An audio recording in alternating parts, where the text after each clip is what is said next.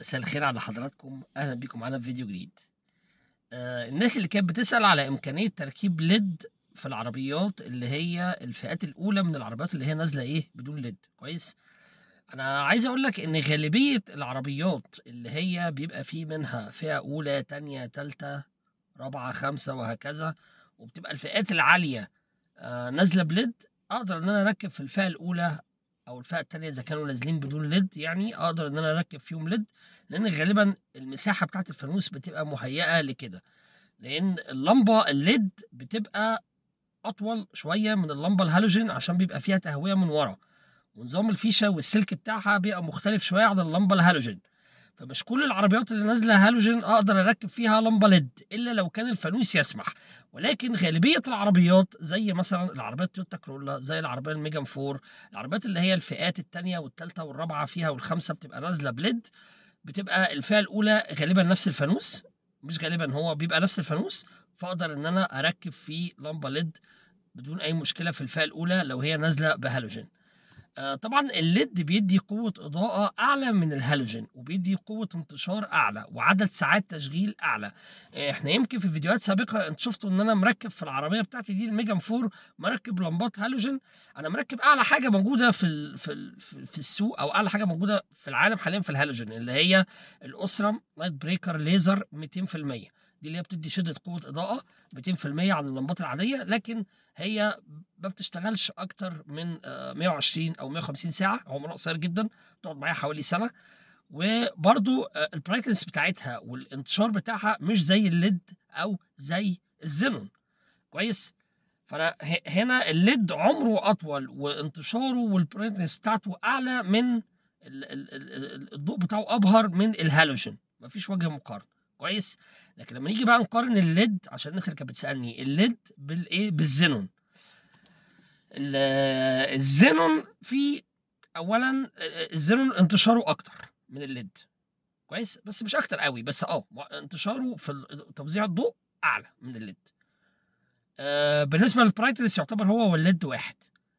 بالنسبه لللايف تايم، لا، الليد العمر اللايف تايم بتاعه اكتر من الزينون. بالنسبه الالوان، لا طبعا الزينون فيه الوان كتير، من اول الابيض التلجي للازرق للموف لهكذا، ففي تنوع عن الليد. فهنا الاختلافات ما بين الزينون والليد. اللي بيسأل، الزينون هنا بيديك انتشار في الضوء اكتر، بيديك مساحية في اختيار اللون بتاع الإضاءة اكتر، ولكن عيبه ان اللايف تايم بتاعه قليل شوية، وان هو مكلف. تمام.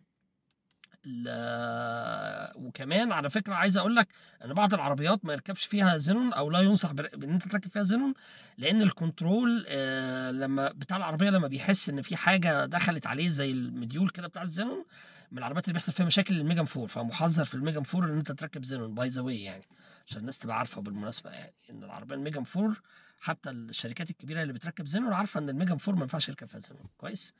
فاحنا بنقول لكم اصلح حاجه بقى العربيه الميجان 4، واصلح حاجه لمعظم العربيات هو الليد، نظرا لان سعره مقبول، برايس بتاعته عاليه، انتشار الضوء بتاعه كويس، يعني هو بكل الاحوال افضل من لمبات الهالوجين بكتير، وسعره معقول، واللايف تايم بتاعه كويس جدا جدا، يعني واعلى كمان من الزينون. يعني اللايف تايم بتاع اللمبات الليد بيوصل ل 60,000 ساعه، في حين اللايف تايم بتاع اللمبات الزينون بيوصل ل 5000 ساعه. كويس. في حين اللايف تايم بتاع الهالوجين 300 400 ساعه، والهالوجين اللي هي الحاجات الاضاءه بتاعتها مبهره شويه، الفيليبس والاسرم بتوصل 200 ساعه و150 ساعه، فده رقم قليل جدا. فبكل حال من الاحوال طبعا الليد هو اعلى واحد في اللايف تايم، يعني بالنسبه لللايف تايم. وبالنسبه لانتشار الضوء وقوه الاضاءه هو افضل بكتير من الهالوجين، واقل شويه من من الزينون. فتعالوا كده مع بعض نشوف تجربة تحويل ان انا اركب عربية هناخد مثال العربية الميجان 4 راكب فيها لمبات هالوجين فئة الاولى. كويس. هنشيلها ونركب لمبات ليد.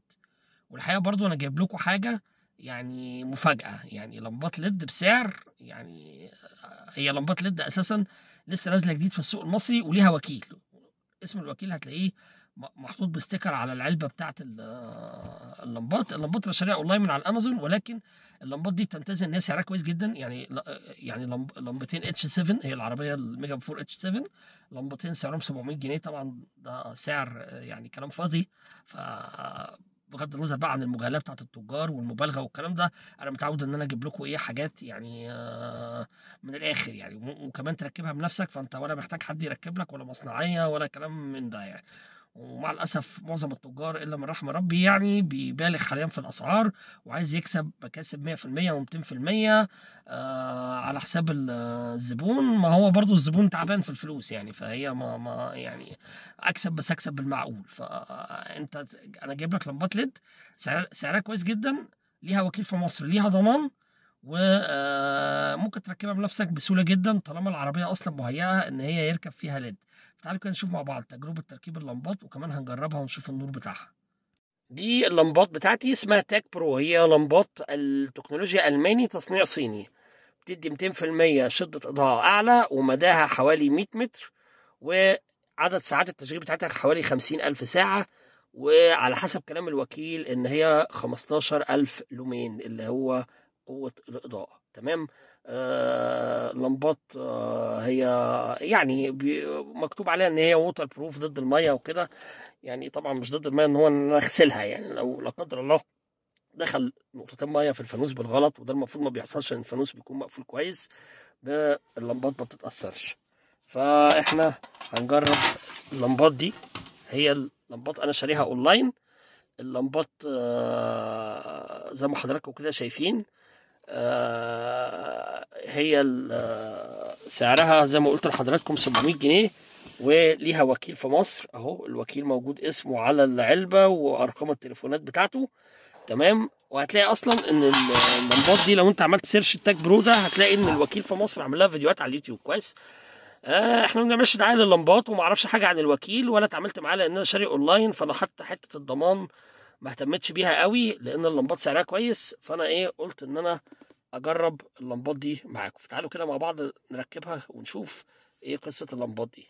طبعا زي ما حضراتكم شايفين دي اللمبه الليد. اللمبه الليد بتبقى زي ما قلت لحضراتكم اطول شويه او اكبر شويه من اللمبه الهالوجين، فلازم تكون فانوس العربيه مهيئ ان هو يركب فيه ليد، عشان في الجزئيه دي اللي انتم شايفينها من ورا دي بيبقى فيها مروحه تبريد. كويس. كمان عايز اقول لك ان اللمبه بتبقى مختلفه شويه عن لمبه الهالوجين، ان ظهرها ما بيكونش هو الفيشه، وظهرها بيكون فيه التبريد. تمام. والفيشه بتكون هنا. كويس. فبرضو لازم يكون الفانوس في مكان يدخل فيه الجزئيه دي، والسلك والغطا بتاع الفانوس يقفل مرتاح.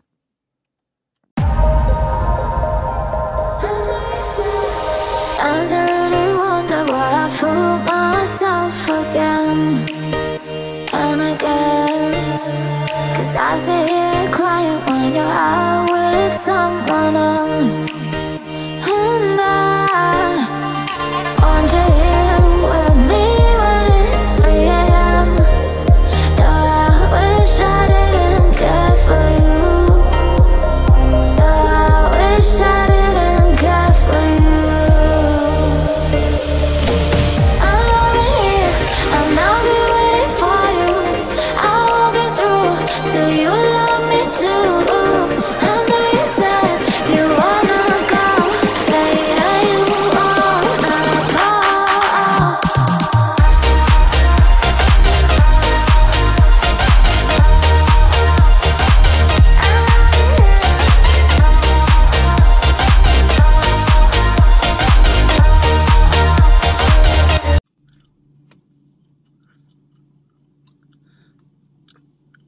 اهو تاني ادي واضح الفرق بين الليد راكب على الشمال، وبين النور العادي راكب على اليمين. تمام. وواضح الفرق برضو في درجة اللون.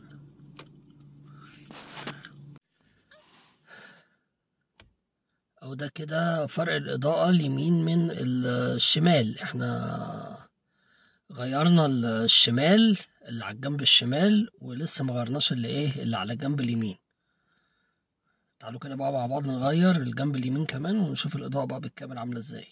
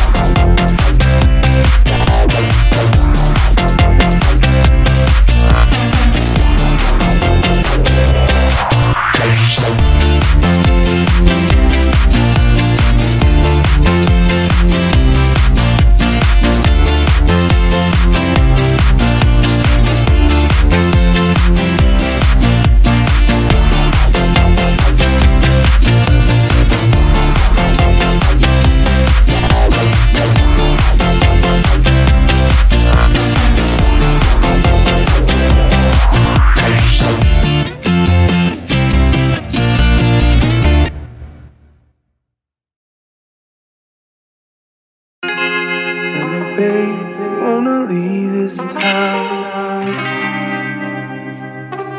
I'm saying, love it if you wanna go, I'm down. Darling, we'll make the biggest thing.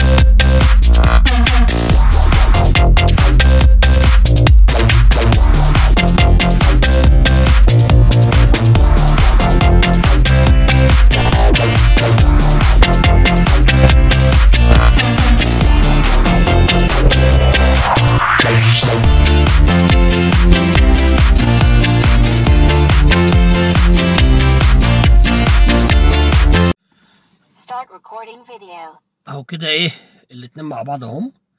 ادي الاضاءه بتاعتهم بعد ما ركبنا ايه الجنب اليمين كمان كويس. دي الاضاءه الليد ايه في النور العالي كده. احنا ركبنا الليدات في النور العالي في الجنب اليمين والجنب الشمال كويس. بالنسبة للنور الواطي وانا مركب لمبات أسرم ليزر هالوجين يعني 200%. فان شاء الله هحاول اعمل لكم فيديو لما اللمبات دي ايه عمرها الافتراضي ينتهي. وبالنسبة للنور الواطي هيحتاج تعديل شوية عشان يركب عليه.